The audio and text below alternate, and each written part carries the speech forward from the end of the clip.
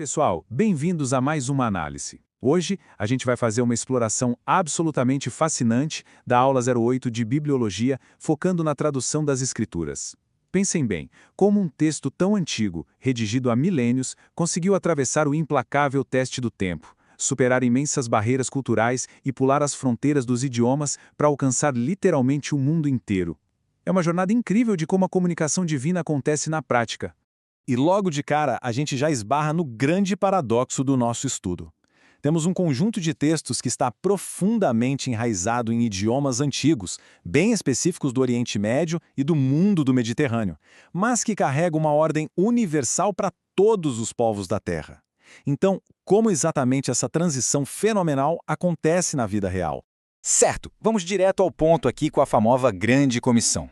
O X da questão é que a tradução das Escrituras não é só uma conveniência moderna ou uma facilidade logística que a gente inventou. É uma necessidade teológica absoluta. Pense bem, sem a ferramenta da tradução, essa ordem de Cristo de alcançar todas as nações seria simplesmente impossível de ser cumprida. Para entendermos esse quadro completo, nosso roteiro hoje é bem direto. Vamos passar pela necessidade da tradução, depois ver os marcos históricos fundamentais, mergulhar na ciência da tradução e, por fim, discutir a autoridade e acesso universal. Começando então pela nossa primeira parte, a necessidade da tradução, e como isso é um verdadeiro imperativo teológico e missionário. Sabe aquela regra de ouro que o apóstolo Paulo estabeleceu lá em 1 Coríntios 14? Ele foi super claro. A comunicação espiritual precisa, acima de tudo, ser inteligível. Se as palavras proferidas não são compreendidas por quem está ouvindo, a mensagem inteira se perde no ar. E esse argumento se aplica perfeitamente ao ofício da tradução. A palavra precisa chegar de um jeito que a mente humana consiga de fato processar e entender. E olha que interessante, isso não é um conceito externo que a igreja inventou depois. A própria Escritura já registra essas adaptações linguísticas. Temos trechos dos livros de Esdras e Daniel que foram escritos direto em aramaico, justamente para se ajustar ao contexto histórico do exílio babilônico e persa. Sem contar que lá no livro de Neemias, vemos a galera lendo a lei e literalmente explicando o sentido para que o povo comum pudesse absorver a mensagem. O entendimento desde sempre exigiu essa ponte linguística. O que nos leva perfeitamente à nossa seção 2, Marcos Históricos Fundamentais. Vamos ver como foi a jornada da palavra através do tempo. Basicamente, a gente pode mapear o avanço do acesso à Bíblia em 3 grandes épocas de mudanças monumentais, começando um pouco antes de Cristo, passando pela transição para a Idade Média, até culminar na Revolução das Línguas Nativas lá no século XVI.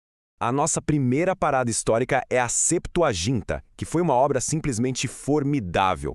Foi a tradução do hebraico para o grego feita por estudiosos judeus e que acabou virando a Bíblia de uma população imensa que morava na diáspora e que já não falava mais hebraico no dia a dia. Como o grego era meio que o inglês da época no Império Romano, essa versão teve um alcance universal, sendo inclusive a versão mais utilizada e citada por Cristo e pela Igreja primitiva. Dando um salto de alguns séculos, entra em cena o grande estudioso Jerônimo. Ele assume a missão gigantesca de traduzir os textos para o latim, criando a Vulgata Latina. E, gente, esse trabalho foi tão rigoroso que se tornou o texto padrão de todo o Ocidente por impressionantes 1000 anos. Um detalhe histórico curioso aqui é que os limites exatos de quais livros incluir geraram bastante debate. Tanto que alguns livros, que hoje os protestantes chamam de apócrifos e os católicos de deuterocanônicos, acabaram sendo adicionados mais tarde, mesmo com algumas objeções iniciais do próprio Jerônimo. O nosso terceiro marco surge com a explosão da Reforma Protestante. Aqui, o movimento bateu na tecla de que a palavra não podia ficar presa numa língua acadêmica que o povo não entendia. Figuras históricas de peso, como Lutero na Alemanha e Tyndale na Inglaterra, fizeram esforços surreais para traduzir o texto sagrado para as línguas vernáculas, que eram as línguas faladas ali, no mercado, nas ruas. Isso tirou o monopólio da compreensão das mãos exclusivas dos clérigos e democratizou totalmente o conhecimento. Mas como eles fizeram isso na prática? É o que vamos descobrir agora na seção 3, a ciência da tradução, entendendo os princípios e métodos de quem traduz. E aqui o assunto fica super interessante. Todo tradutor vive numa espécie de cabo de guerra para achar um equilíbrio muito delicado. De um lado, a gente tem a equivalência formal, que busca uma precisão absurda, quase palavra por palavra, muito valorizada na tradição reformada por causa da fidelidade técnica ao original. Do outro lado, temos a equivalência dinâmica, que quer traduzir a ideia ou sentido. Ela foca na clareza para o leitor moderno sentir a mesma emoção do público antigo, mas, claro, traz o risco de acabar embutindo um pouco mais da interpretação do tradutor no texto. Para ver como essa ciência é meticulosa, dá só uma olhada nesse exemplo de variação fonética em Romanos capítulo 5. No grego original, a diferença entre o indicativo de certeza, nós temos, eschomen, e o modo de convite tenhamos, eschomen, é definida por apenas uma vogal. É literalmente a diferença de som entre um O mais curto e um O mais longo. O trabalho dos especialistas em crítica textual é rastrear essas minúcias nos manuscritos com precisão cirúrgica. E o mais legal é que isso só prova como o texto foi preservado ao longo dos anos, sem que essas pequenas diferenças ortográficas mudassem a doutrina principal. Então, a lição central incontornável de tudo isso é que não existe uma tradução absolutamente perfeita. Por mais que os originais sejam a fonte inspirada, a tradução é um esforço humano, lidando com as limitações de cada idioma. Escolher palavras requer escolhas teológicas, e é exatamente por isso que é tão enriquecedor termos várias versões e boas traduções hoje em dia. Chegando na nossa última etapa, vamos para a seção 4, Autoridade e Acesso Universal, e entender a aplicação pastoral dessa história toda.